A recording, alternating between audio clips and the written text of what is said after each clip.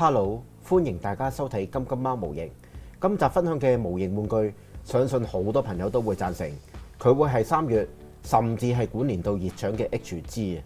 而石高達 HG 系列嘅最後一塊拼圖啊，重高達 Mark II，距離動畫嘅播放相隔40年，終於以1:144系列嘅形態首次出現喺各位 fans 面前。嗱，首先我要感謝四眼哥嚇，咁啊幫我搶一盒翻嚟咧，俾我拍攝。咁佢嘅售價就係750蚊。嗱，咁本身咧我就冇計劃拍攝重高達嘅。嗱，如果大家有留意我嘅 YT 社群都知道啦，咁自己嘅屋企人健康出咗問題，咁啊等住我去處理嘅。所以我估計今年咧係非常困難去同其他人鬥快咧拍攝開箱嘅。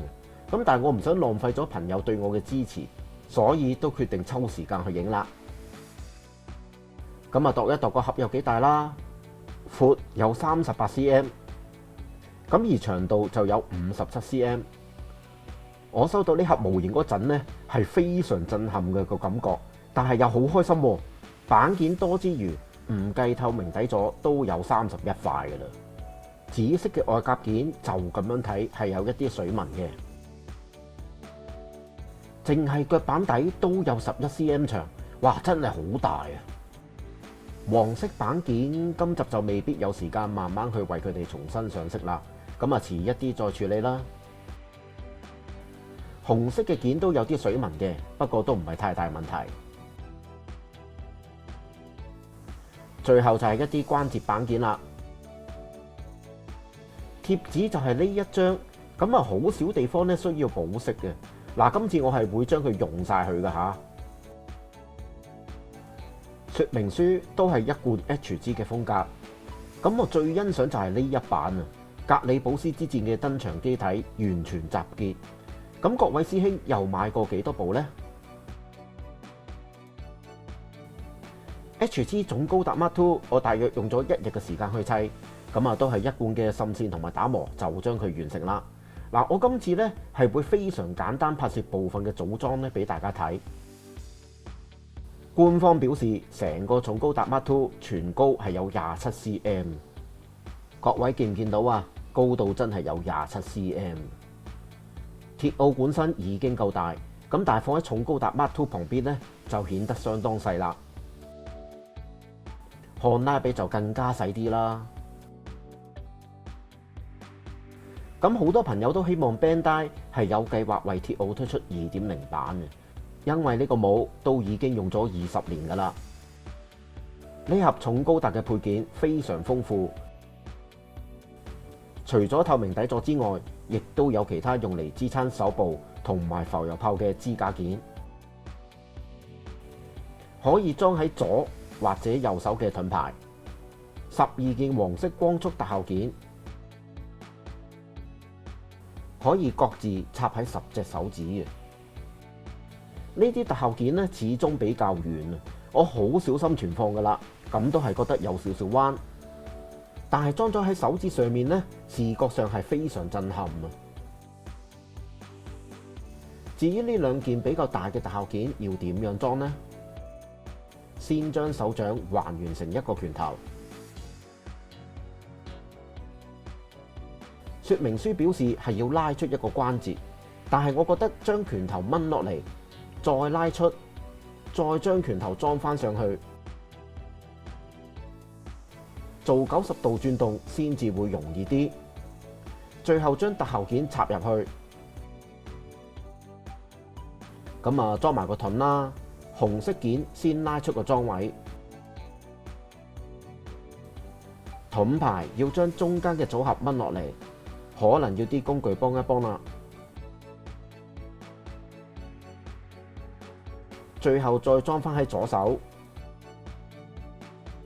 要擺呢個 pose 所佔嘅空間亦都非常之大，但係感覺上係非常有型嘅。接住落嚟就好似自護號咁樣伸長手臂，大家 feel 唔 feel 到係好實啊？然後用呢2條導引線駁咗其中一邊先啦。手部呢個位拉出嚟，露出個圓窿，就可以駁埋個支架噶啦。再將線嘅另一端連接手臂，效果就係咁樣。各位師兄可以考慮將線剪短一啲嘅。浮油炮就有10支，今次 Bandai 好大方啊，送10個打開同埋未打開嘅狀態俾玩家。部分浮油炮可以裝喺背脊，位置就係呢度。大家留意安裝嘅方向，上下都係唔同嘅。兩邊可以各收納2支浮油炮。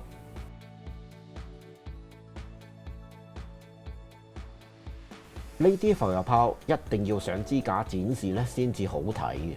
咁亦都有得調校角度，材質感覺上都算穩陣。嗱，希望就算日子耐咗，都唔會話鬆泡泡啦。好多朋友都唔知道，係仲有一個半損壞嘅頭部咧，送俾玩家。想知道點解會有？咁啊問波雷二世咯。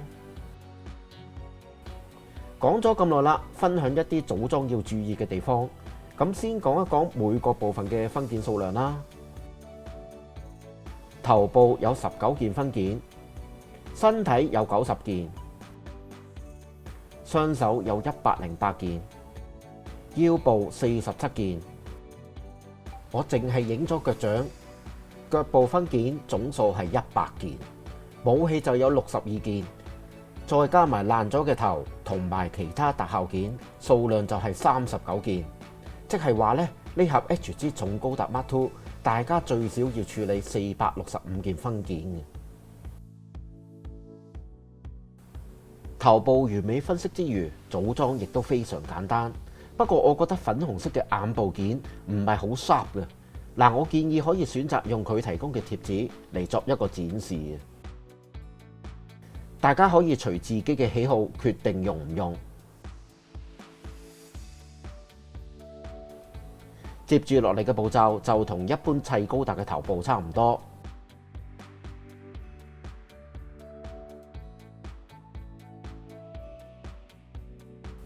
至於呢一件裝喺2條天線中間紅色嘅 M16 件，非常細嘅，成粒米咁樣嘅。嗱，各位師兄砌嗰陣呢，除咗注意方向之外，千萬要小心唔好整唔見。個樣相當有邪氣嘅。身體嘅組裝過程非常有砌 MG 模型嘅感覺。嗱，咁都想分享下重高達 Mark II 嘅背景。首次出場係喺異色高達動畫裏面，由泰坦斯開發作為可以變形之餘，亦都可以利用精神感應嚟控制機體嘅。首位駕駛員就係強化人路沙美。故事後期是主角加美由為哥哥嘅一位女性，可惜最後就被泰坦斯利用啦。喺高達世界裏面嘅強化人角色，真係冇一位係有好下場。例如阿科、路沙美，甚至馬士文都被強化到瘋瘋癲癲嘅，或者去到馬反嘅專利就比較正常，但係最後都係打唔贏作為新類型人嘅阿寶。仲有 F91嘅鐵面具，強化程度係誇張到可以打開駕駛室，喺冇任何保護下咧喺太空生存嘅。手部組裝就唔係好特別嗱，不過我想講一講咧手掌嘅組裝。各位可以見到每隻手指都有獨立嘅分件，手指公有2件分件，而每隻手指就由3件分件組成，亦都好容易砌。然後慢慢同手掌作連接，有啲似溜高達 version 卡一體成型嘅手掌。日子耐咗，會唔會因為玩得多而變得容易甩落嚟呢？呢一刻我會答各位唔會嘅，但係我提提大家，模型同埋玩具都會隨日子老化。至於手部嘅可動同近代 HG 模型嘅要求近乎一樣。